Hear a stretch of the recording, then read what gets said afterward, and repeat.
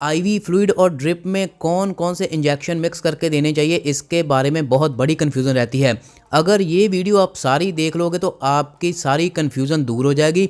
आपको पता चल जाएगा कौन से इंजेक्शन मिक्स करके देने हैं एंड कौन से नहीं देने हैं। हेलो एवरीवन, मेरा नाम है रोहित कुमार खन्ना, मैं एक फार्मासिस्ट हूँ। वीडियो शुरू करने से पहले एक इन्फॉर्मेशन देना चाहता हूँ। अगर आप कोई भी pharma, medical, nursing related course कर रहे हैं, फार्मासिस्ट है, मेडिकल प्रैक्टिशनर है, नर्स है, मेरे इस चैनल को सब्सक्राइब कर लीजिएगा। यहाँ पे आपको प्रैक्टिकल मार्केट बेस्ड वीडियो मिलती रहेंगी।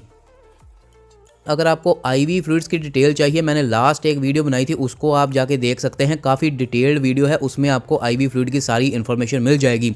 आईवी फ्लूइड मतलब जो सीधा इंट्रावेनस लगाए जाते हैं, सीधा आपकी वेन में लगाए जाते हैं एंड डायरेक्ट ब्लड स्ट्रीम में उनको इंजेक्ट करा जाता है। जो 4 मेजर आईवी फ्लूइड हैं जिनमें इंजेक्शंस को मिक्स करके लगाया जाता है, उसमें सबसे पहले आता है नॉर्मल सलाइन। उस जो सेकंड है वो है डेक्सट्रोज नॉर्मल सलाइन, जिसको डीएनएस बोलते हैं। थर्ड है डेक्सट्रोज एंड फोर्थ है आरएल रिंगल लैक्टेट, जिसको सोडियम लैक्टेट भी बोला जाता है। ये मेजर 4 आईवी फ्लूइड हैं। अब हम बात करते हैं इनमें कौन कौन से most important and most common injection mix करके लगाए जाते हैं। सबसे पहले हम बात करते हैं एंटीबैक्टीरियल इंजेक्शंस के बारे में। तो सबसे पॉपुलर इंजेक्शन है सेफ्ट्रैक्सोन, इसके अलावा जेंटामाइसिन, एमिकासिन, पेप्रासिलिन एंड टैजोबैक्टम। ये चारों सबसे ज़्यादा यूज़ होने वाले एंटीबैक्टीरियल हैं। एंड वीडियो के लास्ट में मैं आपको बताऊंगा कौन से मिक्स करके लगाएं एंड कौन से मिक्स करके आपको नहीं लगाने चाहिए। अब आगे हम बात करें पेन किलर्स की। एनाल जैसे कि जो पेन को कम करते हैं, उसमें सबसे पॉपुलर है डाइक्लोफिनेक, जो कि एनाल जैसे कि बहुत ही ज़बरदस्त। इसकी टैबलेट भी मार्केट में मिल जाएगी आपको। तो ये इंजेक्शन पेन किलर में नॉर्मली इस्तेमाल करा जाता है। अगर पेन सीवियर है बहुत ज़्यादा, तो उसमें ट्रेमाडोल इंजेक्शन का इस्तेमाल करा जाता है।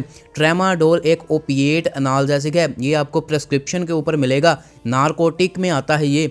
तो ट्रेमाडोल का सीवियर पेन में बहुत इस्तेमाल करा जाता है, जैसे किसी को बहुत बड़ी इंजरी हो गई है या फिर कोई पोस्ट ऑपरेटिव है। पोस्ट ऑपरेटिव अगर किसी को दर्द हो रही है सर्जरी के बाद, ट्रेमाडोल का इस्तेमाल करा जाता है उसकी पेन कम करने के लिए। अगर हम स्टमक पेन की बात करें तो स्टमक पेन में जो इंजेक्शन इस्तेमाल करा जाता है, आपने ब्रांड नेम सुना होगा बस्कोपान, जिसका सॉल्ट होता है उसमें कॉम्पोजिशन होती है हायोसिन। हायोसिन उसमें मेन उसका इंग्रेडिएंट है। तो स्टमक पेन में हायोसिन बस्कोपान इंजेक्शन का इस्तेमाल करा जाता है। इसके अलावा एक और सॉल्ट है ड्रोटावेरिन। ड्रोटावेरिन का भी बहुत इस्तेमाल करा जाता है। इसका ब्रांड नेम ड्रोटिन मार्केट में बहुत पॉपुलर है। नेक्स्ट हम बात करें गैस्ट्राइटिस की। जब स्टमक में किसी पेशेंट को गैस बनती है, उसमें इंजेक्शन इस्तेमाल करा जाता है पेंटोप्राजोल। आपने ब्रांड नेम मार्केट में सुना होगा, पेंटक सुना होगा, पेंटोड सुना होगा। ये कुछ ब्रांड नेम मार्केट में अवेलेबल हैं। पेंटाप्राजोल उसका मेन सॉल्ट होता है। इसके अलावा इंजेक्शन रेनिटिडीन का इस्तेमाल करा जाता है। रेंटेक आपने ब्रांड नेम मार्केट में सुना होगा। ये दोनों इंजेक्शन जब किसी पेशेंट को गैस्ट्राइटिस की प्रॉब्लम आती है तब इस्तेमाल करा जाता है। अगर हम बात करें वॉमिटिंग की, जब किसी पेशेंट को वॉमिटिंग होती है तो तब सबसे ज़्यादा इस्तेमाल होने वाला इंजेक्शन है ऑन्डेंसेट्रॉन। ऑन्डेंसेट्रॉन सबसे ज़्यादा इस्तेमाल होने वाला है। इसके अलावा मीटोक्लोप्रामाइड का इस्तेमाल बहुत करा जाता है। नेक्स्ट हम बात करते हैं, अगर किसी को ब्रीदिंग प्रॉब्लम है, रेस्पिरेटरी प्रॉब्लम है, अस्थमा है, ब्रोंकाइटिस है, तो उस केस में जो इंजेक्शन इस्तेमाल करा जाता है, आपने ब्रांड नेम सुना होगा डेरीफाइलिन। डेरीफाइलिन में 2 सॉल्ट होते हैं, इटोफाइलिन एंड थियोफाइलिन। ये जो डेरीफाइलिन है, ये ब्रीदिंग प्रॉब्लम, जब किसी को सांस लेने में प्रॉब्लम होती है, अस्थमा में सांस लेने की प्रॉब्लम होती है, ब्रोंको कंस्ट्रिक्शन हो जाती है, जो ब्रोंकियल ट्यूब्स हैं वो कंस्ट्रिक्ट हो जाती हैं, तो उस केस में डायलेट करने के लिए, ब्रीदिंग की प्रॉब्लम को ठीक करने के लिए डेरीफाइलिन का इंजेक्शन का इस्तेमाल करा जाता है।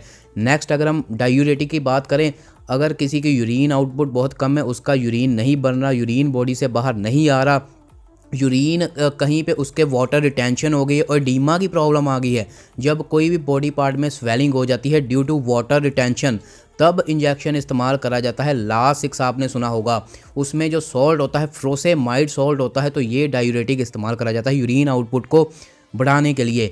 नेक्स्ट बहुत ही ज़्यादा पॉपुलर इंजेक्शन मल्टीविटामिन, जिसको MVI इंजेक्शन भी बोला जाता है। सो ये MVI इंजेक्शन 500 और 1000 ml की जो ड्रिप होती है, जो आपका आईवी फ्लूइड होता है, उसमें ही सिर्फ दिया जाता है MVI मल्टीविटामिन इंजेक्शन। इसके अलावा एक इंजेक्शन और मार्केट में अवेलेबल है मिथाइल कोबालामिन, विटामिन B12 का इंजेक्शन, ये जो मल्टीविटामिन है, एंड जो मैंने MVI इंजेक्शन आपको बताया, एंड जो मिथाइल कोबालामिन इंजेक्शन है विटामिन B12, ये दिया जाता है जब किसी को बहुत ज़्यादा वीकनेस हो जाती है, विटामिन की कमी हो जाती है, न्यूट्रिशन डेफिशिएंसी हो जाती है, तो तब ये दोनों इंजेक्शन दिए जाते हैं, मिथाइल कोबालामिन, विटामिन B12 मैंने आपको बता दिया। इसके अलावा अगर किसी में खून की कमी हो गई है तो तब इंजेक्शन यूज़ करा जाता है आयरन सुक्रोज इंजेक्शन। एंड ये जो आयरन सुक्रोज इंजेक्शन है इसका मेजरली सबसे ज़्यादा इस्तेमाल करा जाता है NS की ड्रिप होती है, जो नॉर्मल सलाइन की IV फ्लूइड होता है उसी में इस्तेमाल करा जाता है, बिकॉज उसमें माना गया है कि इसकी इफेक्टिवनेस जो है वो और भी ज़्यादा है। अगर हम बात करें एंटी एलर्जिक और एंटी इन्फ्लामेटरी इंजेक्शन की, तो डेक्सामेथासोन का इस्तेमाल करा जाता है जब किसी को एलर्जी हो जाती है, और अगर एंटी इन्फ्लामेटरी भी इसको डेक्सामेथासोन को इस्तेमाल करा जाता है। एक और इंजेक्शन है कॉर्टिकोस्टेरॉइड है, वो हाइड्रोकोर्टिजोन इंजेक्शन, उसका भी एंटी एलर्जिक यूज़ है, उसको एंटी एलर्जिक यूज़ करा जाता है और एंटी इन्फ्लामेटरी इस्तेमाल करा जाता है। अगर किसी को ब्लीडिंग हो रही है एंड ब्लीडिंग रुक नहीं रही, उस ब्लीडिंग को कंट्रोल करने के लिए एटमसाइलेट इंजेक्शन का इस्तेमाल करा जाता है। इसके अलावा ट्रेनएज़मिक एसिड, सबसे ज़्यादा ट्रेनएज़मिक एसिड का पहले इस्तेमाल करा जाता है, उसके बाद एटमसाइलेट का इस्तेमाल करा जाता है। ये दोनों इंजेक्शन ब्लीडिंग को कंट्रोल करने के लिए इस्तेमाल होते हैं। अगर किसी पेशेंट में कैल्शियम की कमी हो गई है तो उसमें कैल्शियम ग्लूकोनेट का इंजेक्शन आता है, 10 ml का इंजेक्शन पॉपुलर है सबसे ज़्यादा, तो वो इस्तेमाल करा जाता है। एंड कैल्शियम ग्लूकोनेट के इंजेक्शन को 500 एंड 1000 ml की ड्रिप में ही लगाया जाता है। अगर किसी में पोटाशियम की कमी हो गई है तो एक इंजेक्शन है पोटाशियम क्लोराइड, जिसको KCl भी बोला जाता है, इसको भी 500 और 1000 ml की जो ड्रिप है उसी में इंजेक्ट करा जाता है। अगर किसी को विटामिन C की कमी हो गई है तो एस्कॉर्बिक एसिड इंजेक्शन मार्केट में अवेलेबल है, विटामिन C का 5 ml का इंजेक्शन अवेलेबल है, इसको 500 ml एंड 1000 ml की ड्रिप में IV फ्लूइड में इंजेक्ट करा जाता है। ये तो थे सबसे ज़्यादा यूज़ होने वाले इंजेक्शन। अब अगर मैं आपको बताऊं कि कौन कौन से इंजेक्शन मेजरली यूज़ करे जाते हैं ड्रिप में मिक्स करके, मतलब कि 2-3 इंजेक्शन एक ही ड्रिप में कौन कौन से मिक्स करे जाते हैं, उसमें सबसे ज़्यादा पॉपुलर है डेरिफाइलिन एंड डेक्सामेथासोन। इन दोनों का इस्तेमाल करा जाता है अगर किसी को ब्रीदिंग प्रॉब्लम है, एलर्जी, साथ में एलर्जी है, या फिर उसको एज अ एंटी इन्फ्लामेटरी देना है, तो डेरिफाइलिन एंड डेक्सामेथासोन का सबसे ज़्यादा इस्तेमाल करा जाता है। इसके अलावा एविल इंजेक्शन का प्लस डेक्सामेथासोन का इस्तेमाल करा जाता है। जो थर्ड कॉम्बिनेशन है वो है पेंटेक इंजेक्शन, जो पेंटाप्राजोल आता है, प्लस इसके साथ जो मिक्स करके दिया जाता है वो है मीटोक्लोप्रामाइड। पेंटाप्राजोल आपको पता है गैस के लिए इस्तेमाल करा जाता है, एंड मीटोक्लोप्रामाइड वोमिटिंग के लिए इस्तेमाल करा जाता है। इसके अलावा anti bacterial injection gentamicin and dexamethasone का भी इस्तेमाल करा जाता है। इसके अलावा 3 इंजेक्शन एक और अलग कॉम्बिनेशन है, तो उन तीनों को मिक्स करके दिया जाता है। सेफ्ट्रैक्सोन प्लस इसके साथ अमिकासिन का इस्तेमाल करा जाता है, प्लस इसके साथ डेक्सामेथासोन, ये तीनों मिक्स करके भी एक ही IV फ्लूइड में लगाए जाते हैं।